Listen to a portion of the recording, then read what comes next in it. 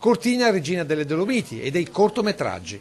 Da 14 edizioni infatti è casa di Cortinametraggio, il festival dedicato ai corti e ai videoclip musicali e da questa edizione anche ai lungometraggi, il festival ideato da Maddalena Maineri. Siamo uno dei pochi festival in Italia che danno spazio al videoclip, non tanto quanto alla musica ma soprattutto alla regia di questi videoclip. È un festival di esordienti, è un festival che cerchiamo di far conoscere questi registi e speriamo che quasi tutti, come ad esempio Alessandro Capitani, possano arrivare al loro lungometraggio. Alessandro Capitani, tornato a Cortina dove propose il suo corto Bellissima, vincitore tra l'altro del David di Donatello. Un festival per vedere ma anche per discutere sul futuro delle immagini nel mondo dell'arte e della comunicazione.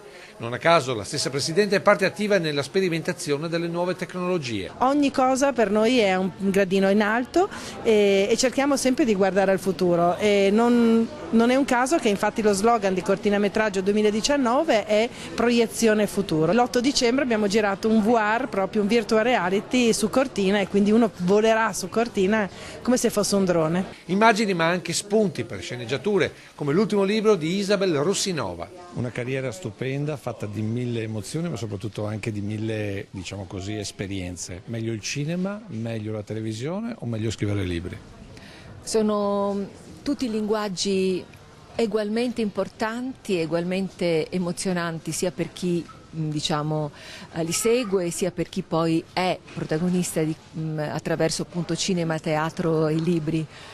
Non c'è meglio, secondo me, non è una disciplina meglio dell'altra, non è un linguaggio meglio dell'altro. Ognuno di questi linguaggi servono per raccontare storie, emozioni, per sottolineare memorie. Ospite d'onore di Cortinametraggio, un'icona del cinema, Barbara Boucher. Questo è un bel onore perché vuol dire dare magari la mano a qualcuno che ne ha bisogno.